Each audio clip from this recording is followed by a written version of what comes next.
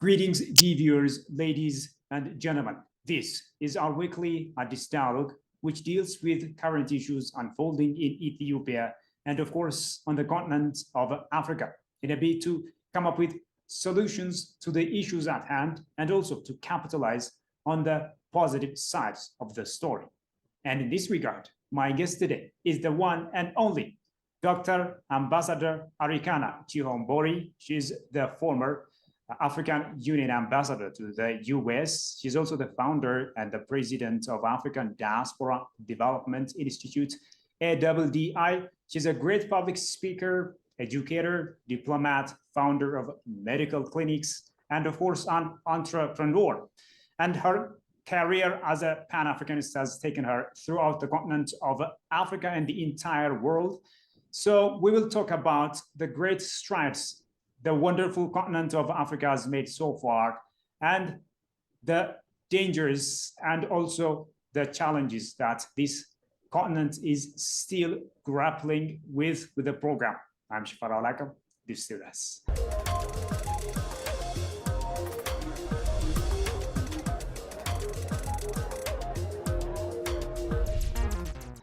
Madam Ambassador, thank you so much for joining me. Thank you for having me. As I said in my intro, you are a great public speaker, educator, diplomat, and of course, an outspoken supporter of the great continent of Africa.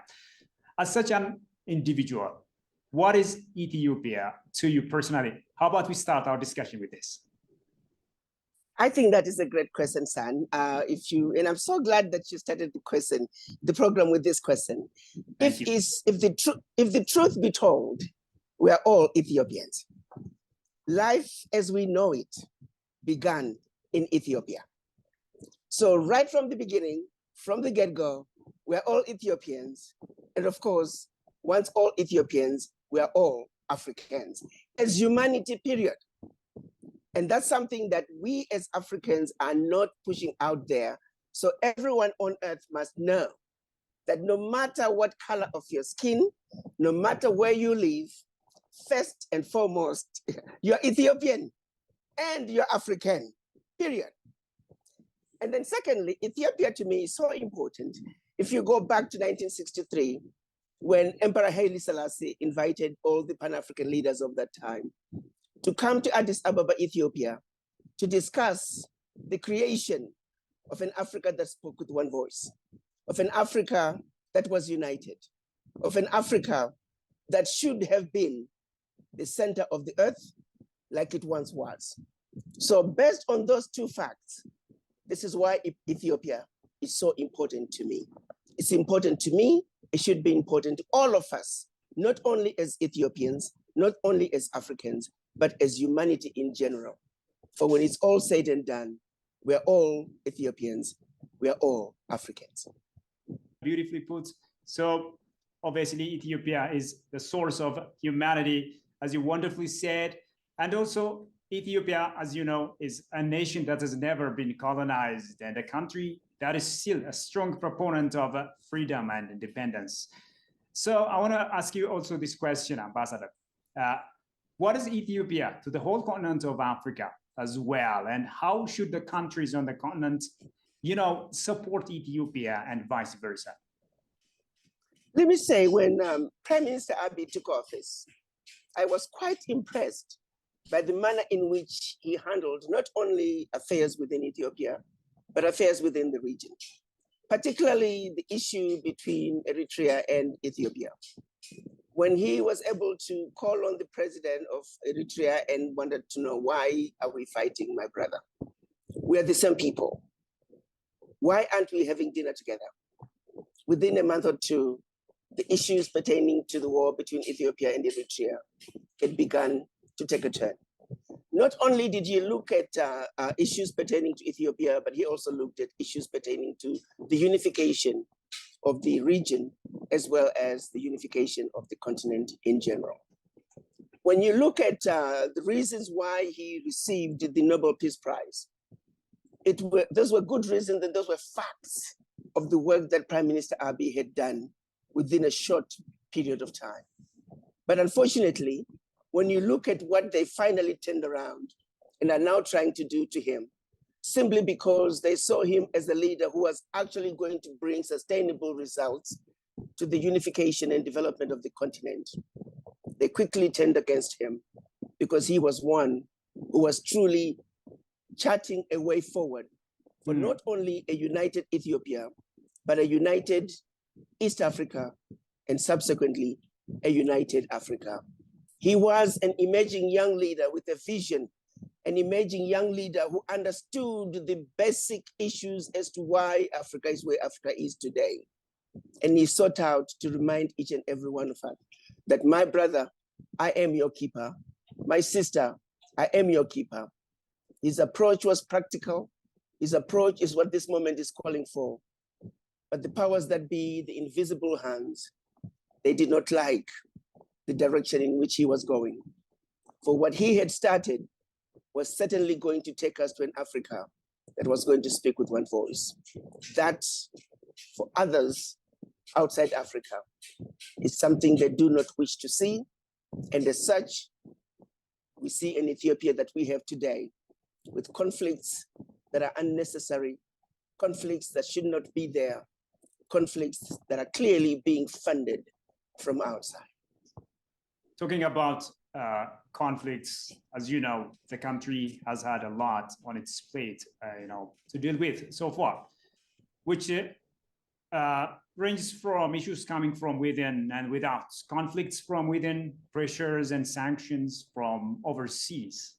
So with all such issues, Ambassador, how should Ethiopia go on, to sustain its integrity and unity?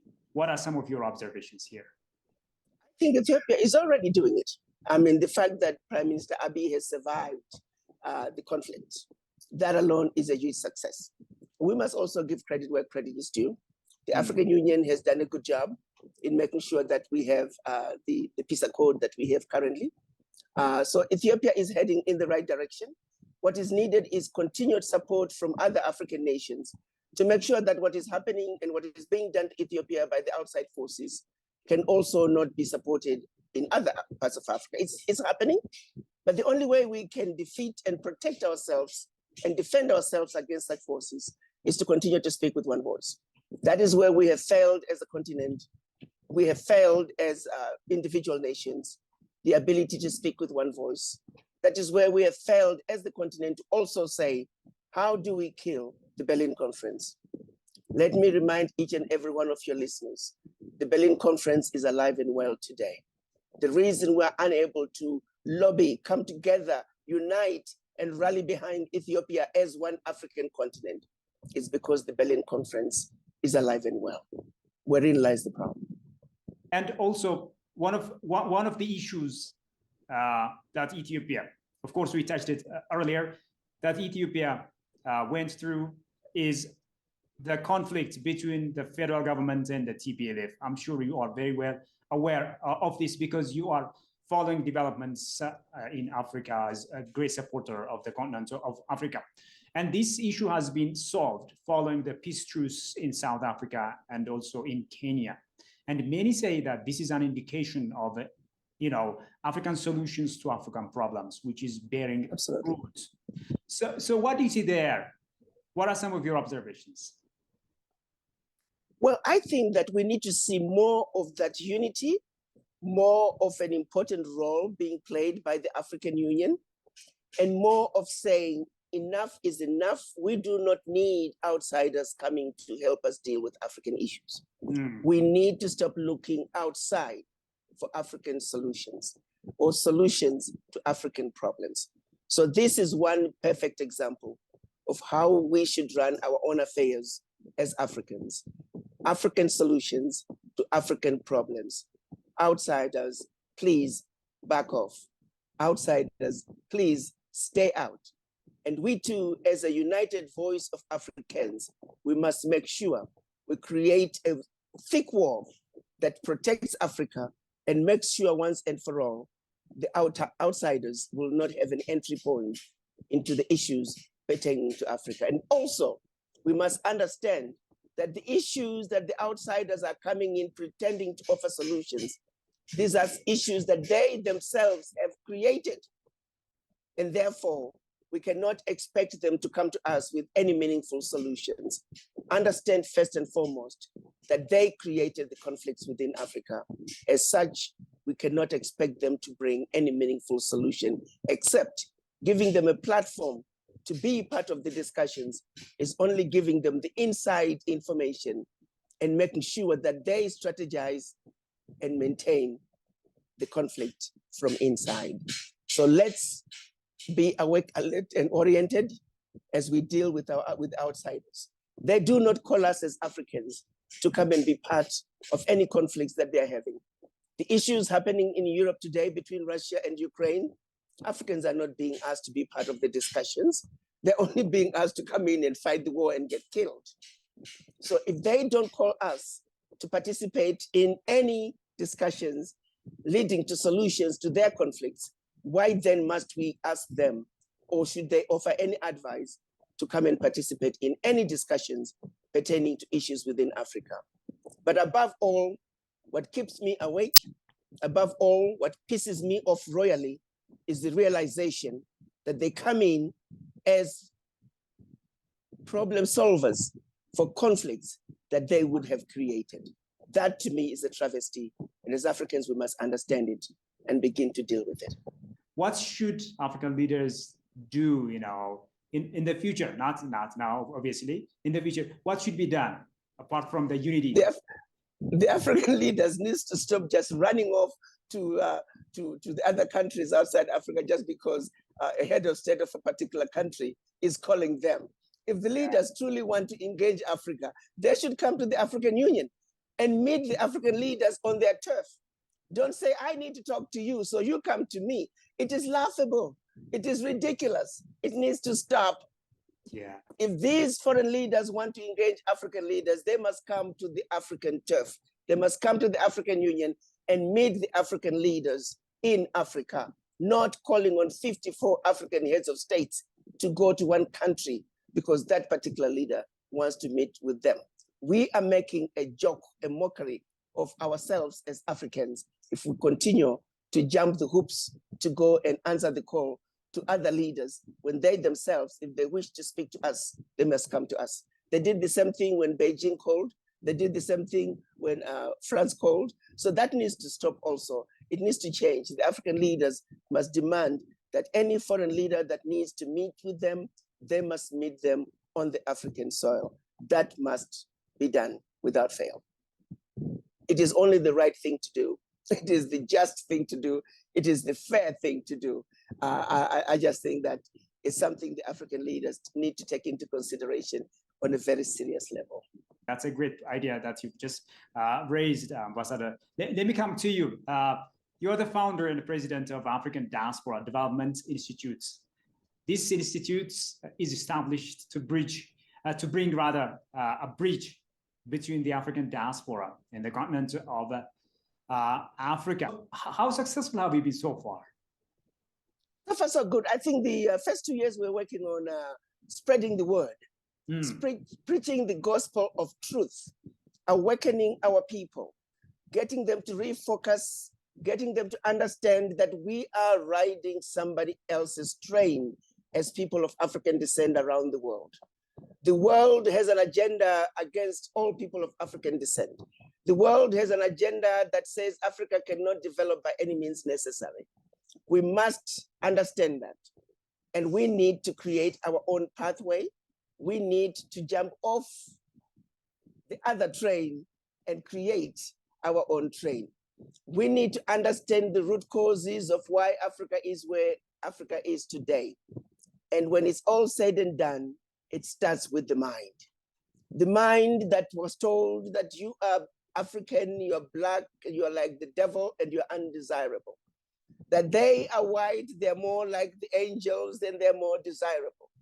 That everything European was better, everything African was bad. Of course, all of it is nothing but lies. Lies that were designed to promote, first and foremost, to create white supremacy and maintain it. These are lies that we as a people have failed to denounce. As we started the program, we talked about all of us being Ethiopians, all of us being Africans. because life as we know it began in Africa. As such, we should be on the tallest pedestal, but instead we're being told or being made to believe that we are inferior beings, when instead we are the ones who gave birth to humanity. So we spent the first 2 years awakening our people to that reality, awakening our people that Africa was before the rest of the world became. It is Africa that taught the world what it means to be human. It is Africa that taught the world what it means to be civilized. It is Africa that civilized the world. And our people must know that. It is only Africans who have the dominant gene of humanity. Fact, whether the world wants to hear it or not. The African gene is the only dominant gene, and it is indestructible. And it is singularly the reason why the world, the rest of the world, is afraid of Africa. Because they know, no matter how hard they can try, they cannot destroy the African. So that is an important message that our children must know. Our children must turn the corner and grow up knowing that they are living in a world that they gave birth to, that they are not inferior beings. Because as long as they live in a world that they feel inferior, they grow up to be inferior leaders. They grow up to be leaders who can be controlled. They grow up to be leaders who go to boardroom tables instead of speaking truth to power. They're scared. And so it is to this very day. Some of the very basic issues that we should be pushing up against as Africans, we do not because we are afraid. Afraid of what? Because we were simply told that you are inferior. So yes, the first 2 years we were moving forward, preaching the gospel of truth. We continue to preach the gospel of truth. We continue to awaken our people. But we're now moving into phase 2 of African Diaspora Development Institute, where we are saying we can no longer continue to talk away and outside Africa. We must have boots on the ground, because the issues that we need to deal with in Africa can only be solved and dealt with by the Africans for the Africans. That we must do. So yes, we are succeeding. We are moving in leaps and bounds. The growth has been exponential, quite to my surprise, because the people are ready to receive the message. The people are ready to receive the truth. The truth about Africa must be told. And I like to go back and say what Emperor Haile Selassie started in 1963, where Kwame Nkrumah proclaimed Africa for the Africans and African Union now. Had we succeeded, had the wishes of Emperor Haile Selassie been observed back in 1963, had the Casablanca Group won, Africa would be sitting in a very different place today. But sadly, we failed to meet the demands of the Casablanca Group, who wanted Africa for the Africans and African Union now. Fast forward over 50-something years later, we're still struggling to create that meaningful unity of purpose. We're still struggling to create that Africa that speaks with one voice, a united Africa that our Pan-African fathers back in 1963 had hoped for. It is mission in progress, and it's going to take us as a people united, armed with truth, armed with facts about our history, that we can turn the corner and finish the unfinished business of our Pan-African fathers that goes back to 1963. That is the mission of ADDI, to continue to speak the gospel of truth, to give the world an overdose of our truth, an overdose of facts about us as a people of African descent, and above all, realization that for Africa to move forward is going to call upon us reclaiming that economic liberation that was never given to us. It is through economic liberation, it is through economic development that we can regain that economic power, which is singularly the one element that's keeping us from moving forward and developing and building the Africa that we want. Wow, impressive idea, obviously, that you've just raised, Ambassador. Your career as a Pan-Africanist has taken you throughout the continent of Africa and the entire globe, of course. So from what you've observed, can you walk me through some of the great strides that Africa has made so far? And what are some of the things that still remains to be dealt with? I think the biggest one for me, if you look at the wishes of the Pan-African fathers, the desire to have a united Africa speaking with one voice, an Africa with one central bank, an Africa with one stock exchange, an Africa with one monetary fund, an Africa with one military, and an Africa with one customs union. Of all those, we've accomplished one, which is the creation of the African Continental Free Trade Area. If that can succeed, if that can be supported, that is one biggest win that I think will propel Africa to move forward in the right direction. The next one is the discussion of free movement of people. If we can accomplish that, where Africans can move freely without need for a visa, it is in the discussion. That must be ratified, that must be approved, and the children of Africa must be free to move around the continent without having to produce any passport or need for a visa, because we are Africans when it's all said and done. So if we mean business, if the AfCFTA is to succeed, free movement of people must be ratified, free movement of people must be approved, and African passport must be available to all Africans. Also, the involvement and the movement, starting with the African Union, of empowerment of women. It's something that the African Union is taking very seriously. It's something that a lot of African leaders are also taking very seriously. President Kagame has led the way by having one of the largest cabinets that is women-led. More countries are following suit. I think we're now averaging around 30%, a lot of parliaments and cabinets that are now women. And so strengthening the women voices is another area that I would like to see us do more. But the fact that the conversations are taking place, that's a plus, even though the conversations are not where they need to be, but at least the discussions are taking place. In terms of our continued unity, we are beginning to see more and more regional conversations, regional trade taking place. So slowly but surely, we are nowhere near where we need to be. But I would say the greatest achievement for now is the AfCFTA. And it's an entity that I hope we can all rally behind, we can all support, because its success also is the success of Africa's economic development and our ability to trade among each other. Definitely, definitely. I wish we could continue, Ambassador, but unfortunately we are running out of time.